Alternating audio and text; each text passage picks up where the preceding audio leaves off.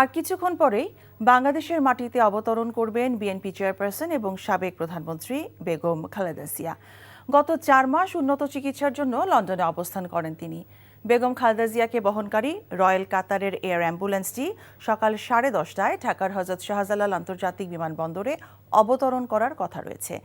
এর আগে বাংলাদেশ সময় সকাল 6টার কিছু পরে দোহা থেকে বাংলাদেশের উদ্দেশ্যে বিমানটি উড়াল দেয়। বেগম জিয়ার সাথে তাঁর 2 পুত্রবধূ ডাক্তার জোবাইদা রহমান এবং শামিলা রহমানও দেশে আসছেন। বেগম খালেদা জিয়ার আগমন উপলক্ষে বিমানবন্দর থেকে গুলশান পর্যন্ত ব্যাপক নিরাপত্তা ব্যবস্থা নেওয়া হয়েছে।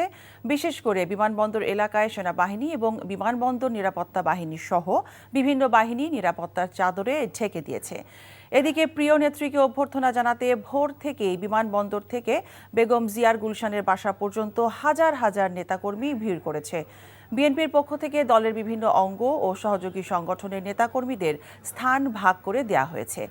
ইতোমধ্যে বিএনপি মহাসচিব মির্জা ফখরুল ইসলাম আলমগীর সহ দলের কেন্দ্রীয় নেতারা বিমানবন্দরে পৌঁছেছেন। বিএনপি মহাসচিব তাদের দলের চেয়ারপারসনের ফিরে আসাকে বাংলাদেশের গণতন্ত্রী উত্তরণের পক্ষে মাইল ফলক বলে উল্লেখ করেছেন।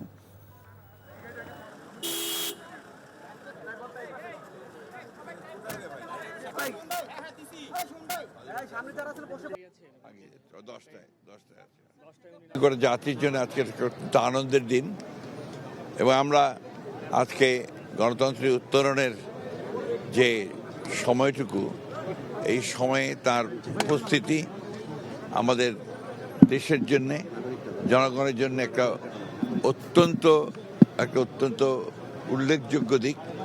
আমরা মনে করি যে বেগম খালেদা জিয়ার এই উপস্থিতি, তার দেশে ফিরে আসা, এটা আমাদের গণতন্ত্রের উত্তরণের পথকে আরও সহজ করবে এবং দেশকে একটা সঠিক বৈষম্যহীন একটা পরিস্থিতির দিকে নিয়ে যেতে সহযোগিতা করবে।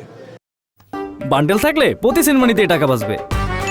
বিকাশ সেনমানি বান্ডেল কিনে জিতুন প্রতি লেনদেনে।